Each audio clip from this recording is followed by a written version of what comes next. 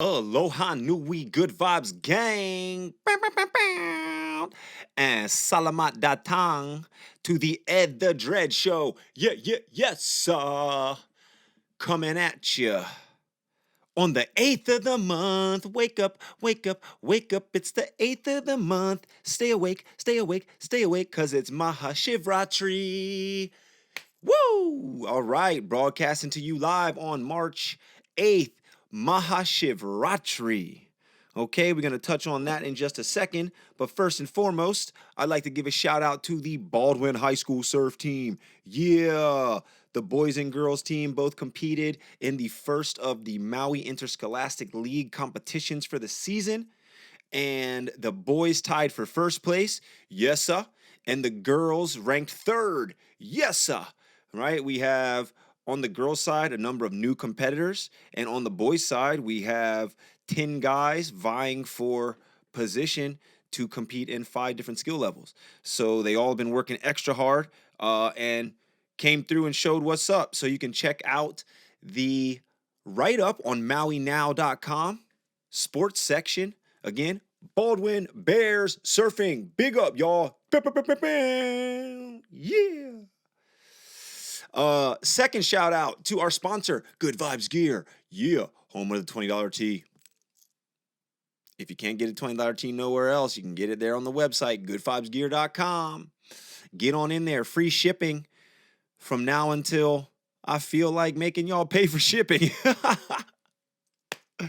Woo! But anyway, back to Mahashivratri.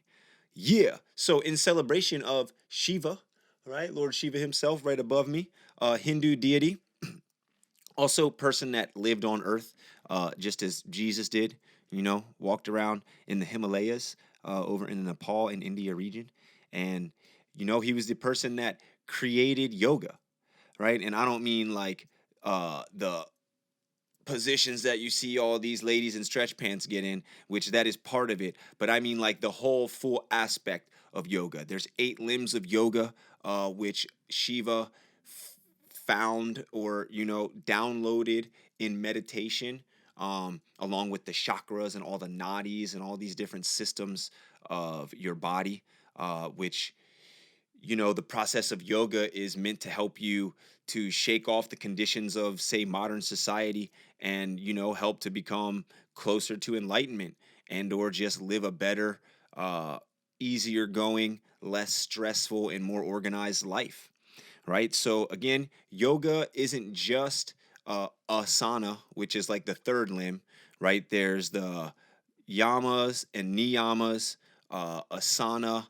pranayama, pratyahara, dharana, dhyana, and then samadhi, right? Which is enlightenment if you make it that far.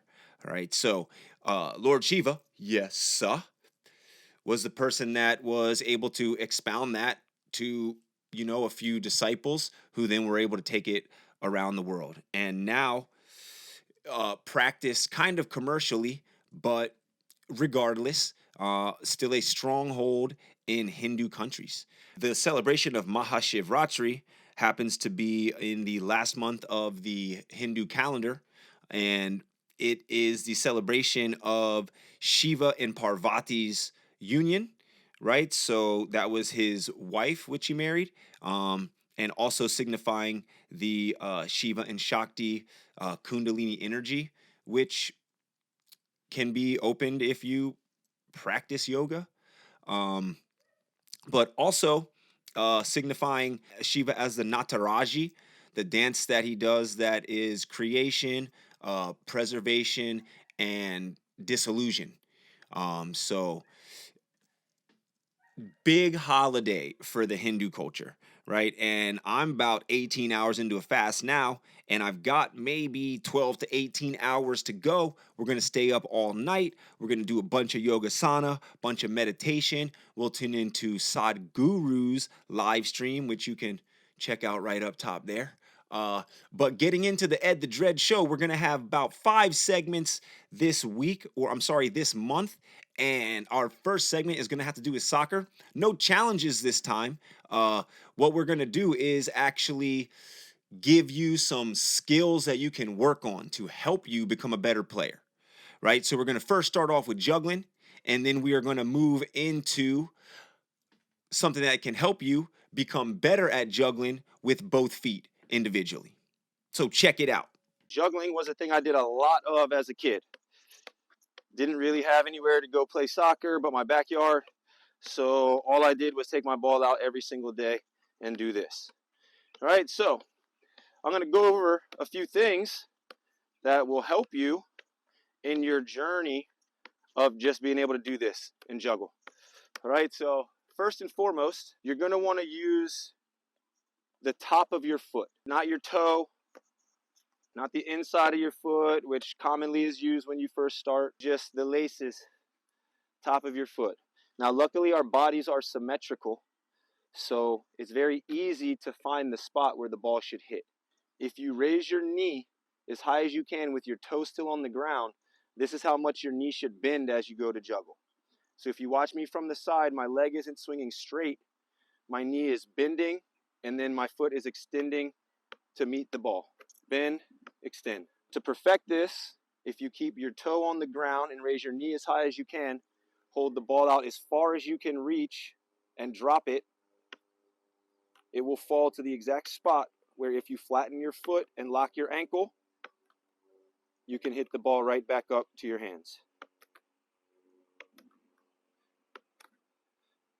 Once you've done that, you want to begin to start to do something called bounce juggling, which is letting the ball bounce once and then touching it.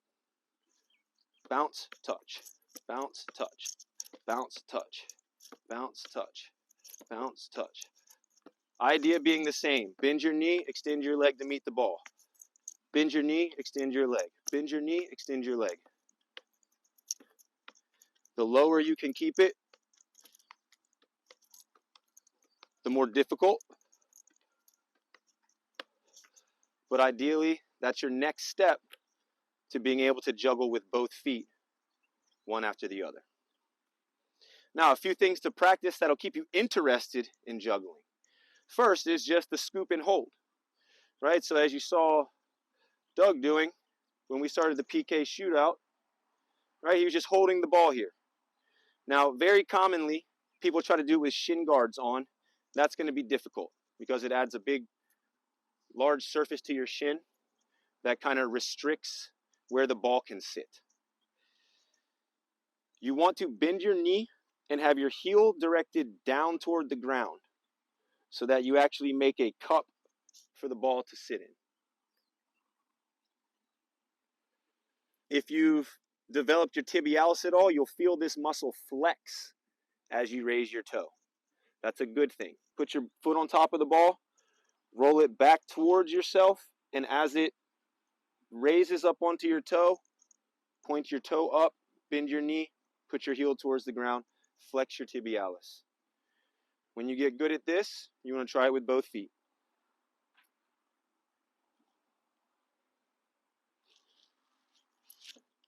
Then learn to alternate.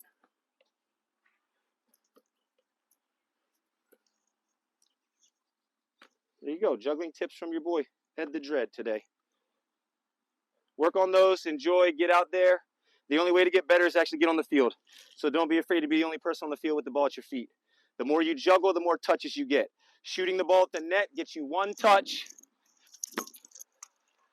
Then you got to run and go get it. If you juggle, you're going to get 20, 30 touches in that time. Ahui ho, kako. All right. Like I said, don't just shoot the ball. Make sure you take more touches than one at a time. Juggling is a great way to do so. You're going to need, I would say, 1,000 touches a day if you want to make it to Division I college and or the professional level.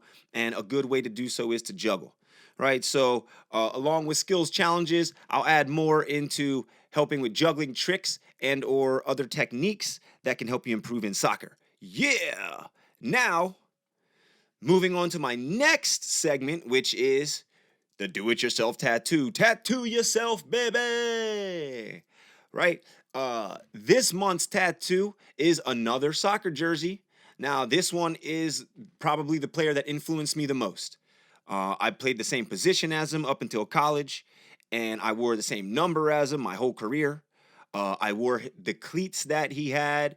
I think he was one of the first people that Nike actually gave their own model of cleat to. It was like Ronaldo Nazario with the R9 Mercurials, and then the Total 90s Edgar Davids, orange and black, right? So I wore the orange and black Total 90s in high school, and then in college I switched over as the model switched, right? But ultimately, my favorite pair that I ever had was bought for me by my boy Divine Life, yes, Divine, who purchased them for me when I got my first pro contract. You can see them; they're red and white. They're the red and white Total 90s that are in that picture right there with the Richmond Kickers, right? But Edgar Davids again was a dude that looked like me, played the same position as me, wore the same number that I had. So again, in a country where not many African Americans were playing that sport in the suburbs, um, it was a person that inspired me a lot. So commemorating that inspiration, we're taking that Holland jersey with the number 8, Edgar Davids, and tattooing that in the tattoo yourself. Let's get it.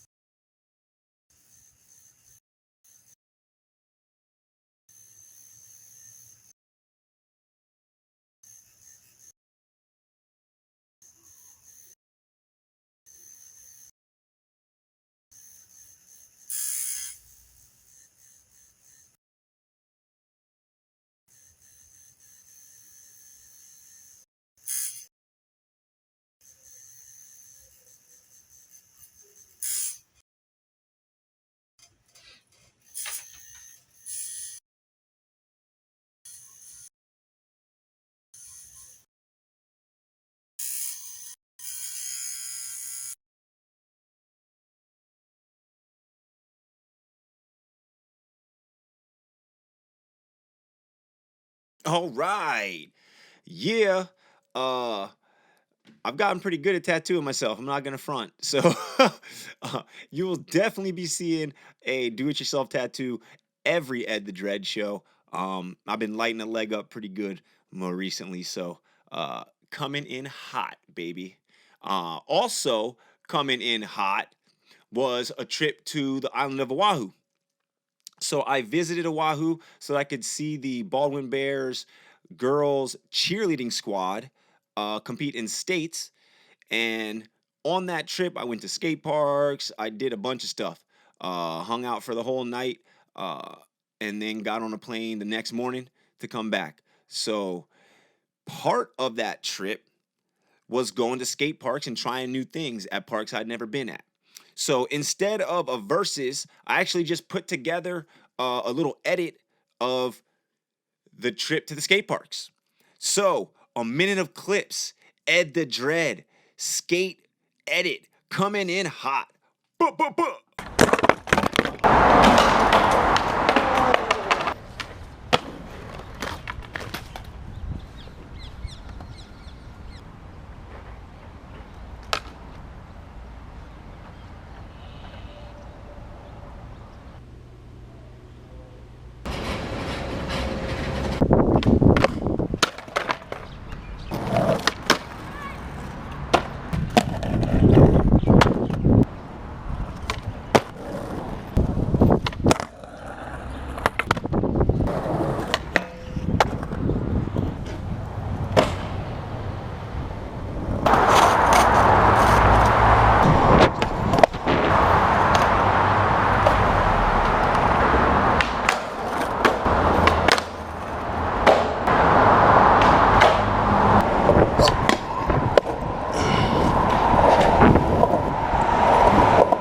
Yeah, all right. I'm actually very proud of that freaking feeble grind with the fucking GoPro in my mouth. All right, so there it was. Ed the Dread's first skate edit. Um, I might not be the freaking best skater ever, but I can do a little bit of everything and I love it. So back up off me, y'all. My dad pushed me on a skateboard when I was 4, and he was wearing checkered Vans slip-ons in the delivery room when I was born. Let's go. Yeah. So, wandering around downtown Waikiki on a Friday night can be very strange. Staying out until 2, 3, 4, 5 in the morning in downtown Waikiki could be even stranger. At which time you might just meet some people on the side of the road who are just playing music. That's where I met homeboy Joe over here, and then I just ripped a freestyle with him. So check this one out. Today's musical guest, yourself, with homeboy Joe and his drum set out in downtown Waikiki. Let's get it. It's Ed the Dread out here, I'm getting flowy on Oahu, Waikiki with my man here, Joey. He ripped the drums all night out of sight under the full moon light. Yeah, it's your boy, ripping cross state. You never know me, it's the 808. Yo, my man's got the drums 1s and 2s, and yo, it's like that. Hey yo, I got scuffed up shoes from skating all day, from here to there, from there to here, and all over there. Where? I'm going back to the airport soon to fly back to Maui, baby, that's where I stay. But right now we wildin' out up on the street, out here on this island, Oahu, by the man named Duke. Kahana Moku, yes you. Yeah, Joe. Just don't want to be lonely. Okay. Main ingredient. Nice. And that about sums us up. Short Ed the Dread show this month. I mean, I'm more in celebration mode myself, but we will be back next month. And just as every single show, we gonna end you off with the thing that you know. One last wave. Coming from the Y side, baby, the right side. Hit the like button. Go ahead and smash that subscribe button. Share if you care. And come on back now you're here. One last wave. Coming at ya. A hui ho, Kako.